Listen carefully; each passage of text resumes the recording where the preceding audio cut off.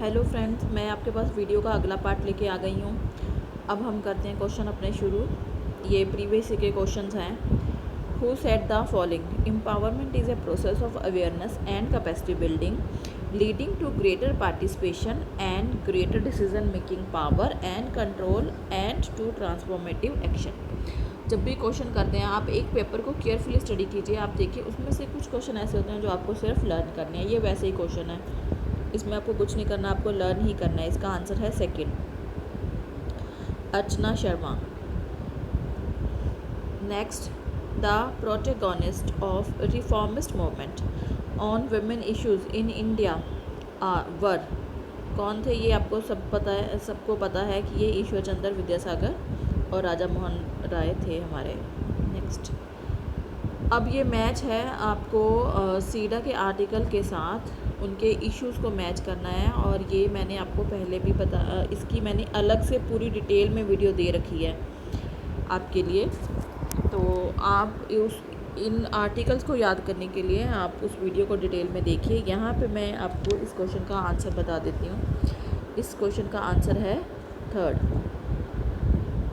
मतलब आपका फर्स्ट का सी पार्ट, मतलब आर्टिकल 6 कॉन्स्टिट्यूशन से रिलेटेड है, आर्टिकल 9 नेशनलिटी से रिलेटेड है, आर्टिकल 19 रूल ऑफ प्रोसीजर से रिलेटेड है और article 22 role of specialised agency से रिलेटेड है। Next, which of the following are duties of protection officer in the protection of women from domestic violence act के according protection officer की क्या क्या duty है? उसकी ड्यूटी है असिस्टिंग द मैजिस्ट्रेट, बिल्कुल है। नेक्स्ट, टू इंश्योर दैट एज्यूम person is provided legal aid under the legal services, ये भी है। To get aggrieved person medically examined, ये भी है। तो 16 का आंसर है हमारा फर्स्ट, सारी ड्यूटीज़ हैं उसकी। ये फर्स्ट आंसर हमारा। Next question, arrange the following in the order of the initiative. कब वो हुए थे उसी हिसाब से हमें इसको अरेंज करना है। इसके लिए बेटर है कि आप इनके ईयर्स एक बार याद कर लीजिए। यहाँ पे इसका एक्शन है सेकंड, मतलब सबसे पहले चिपको मूवमेंट हुआ था, उसके बाद साइलेंट वैली हुआ है, उसके बाद जंगल बचाओ मूवमेंट हुआ और एंड में नर्मदा मूवमेंट हुआ है। नेक्स्ट, कल्चर के बारे में आप ये देखिए, एक सिंपल क्वेश्चन है, जनरल क्वेश्चन है, इसको हर कोई अपनी जनरल बेसिक नॉलेज से कर सकता है। Culture is a system of inter related values active enough to influence the and condition perception judgement communication and behaviour in a given society. Next, ये वाला पार्ट तो बिल्कुल ठीक है। अब हमें ये चेक करना है कि ये इसका रीज़न है सही। Gender identities and gender relations are critical aspects of culture and they shape the way daily life is lived. देखिए दूसरा ठीक तो है, लेकिन इसका प्रॉपर रीज़न नहीं है, उसकी कोई प्रॉपर एक्सप्लेनेशन नहीं बन रही है, तो हम इसको सेकेंड ऑप्शन ऑप्ट कर लेंगे। Which among the following set of countries have 40% women participation? अब 40% वुमेन पार्टिसिपेशन है किसमें? तो इसका हमारा आंसर बन रहा है 1। 20th देखिए, फिर से एक बेसिक क्वेश्चन आ गया है। 20th, sexual crime are not crime of passion और isolated act of preservation but are aimed at curtailing women's freedom। ये वाला हिस्सा तो सही है। Next, the systematic sexual assault of tribal and lower by landlords and on women from the minority communities civil society or intellectual, हाँ ये भी ठीक है। तो हमारा इसका आंसर रहेगा थर्ड, ये दोनों ही सही हैं।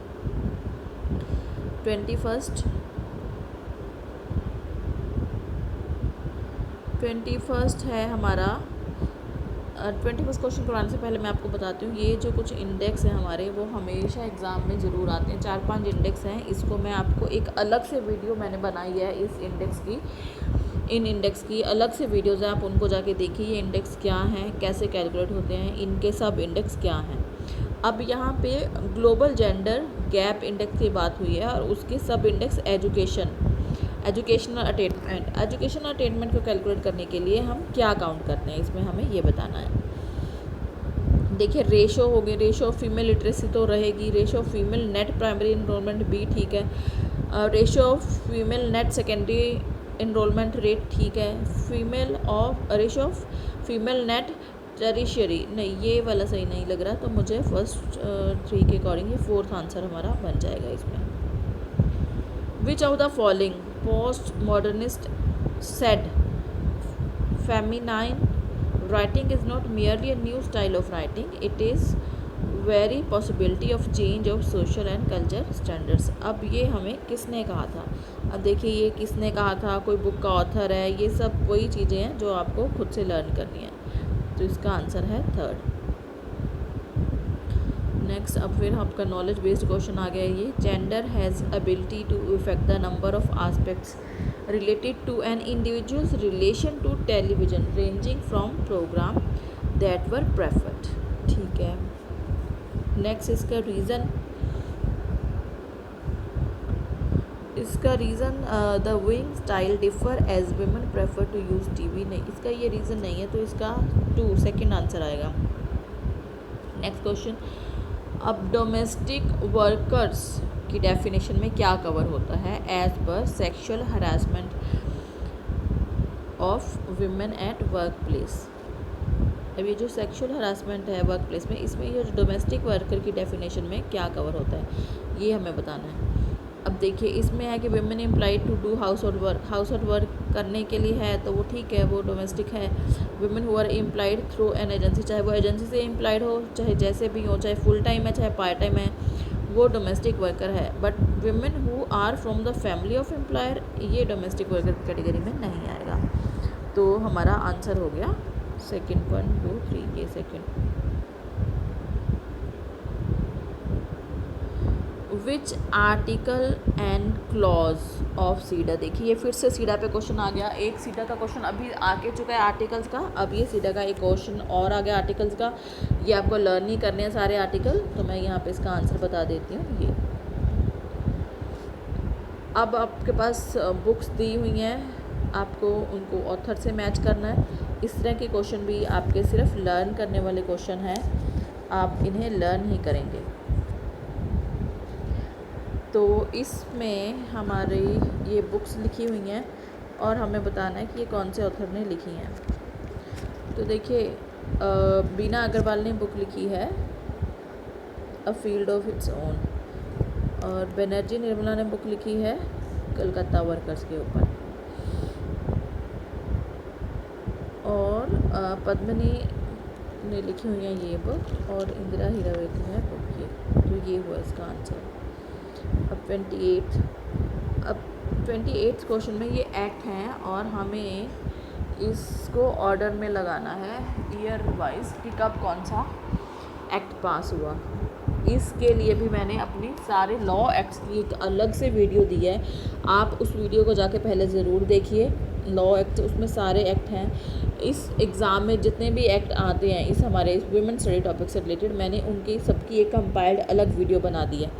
उस वीडियो को अगर आप देख लेते हैं तो आपके लिए क्वेश्चन बहुत इजी है यहाँ पे करना। और यहाँ मैं आपको इसका करेक्ट सीक्वेंस बता देती हूँ। ये है सबसे पहले मतलब ये वाला एक्ट पास हुआ, फिर ये, उसके बाद ये, और एंड में ये। हु सेड, अब कॉन्स्टिट्यूशन, अब सबको पता है कि हमारा कॉन्स्टिट्यूंट असेंबली था, उसमें किसने ये सब बातें कही थी हमें ये बताना है। ये स्टेटमेंट दिया हुआ है, ये किसने बोला आपको ये लर्न नहीं करना है, ये हंसा मेहता ना का स्टेटमेंट है। नेक्स्ट आप देखिए ये वर्ल्ड कॉन्फ्रेंस हुआ था, उसमें उन्होंने human body whether that of man और women is not to be dishonoured and respect for it is a fundamental element of human dignity and freedom. ये कौन सी कॉन्फ्रेंस में बोला गया था? तो ये मैक्सिको कॉन्फ्रेंस में बोला गया था। Next, which of the following are aim of programme, ये हमारे को प्रोग्राम का नाम दिया है, उसका एम हमें देखना है। To run short term escalator programmes 2-3 times a year. हमें बताना है कि क्या इस प्रोग्राम का मोटिव था 3-2 times ईयर चलने का। हाँ ये है। Second, to create a strong pipeline of, ठीक है ये भी है। टू एस्टेब्लिश स्टार्टअप, स्टार्टअप करना है। To promote women workers in unorganised sector, इसमें नहीं है, तो हमारा ये आंसर हो गया फर्स्ट। अब ये क्वेश्चन आया देखिए कैन प्लमर के ऊपर, इन्होंने 4 टाइप ऑफ होमोसेक्सुअलिटी की डेफिनेशन दी है।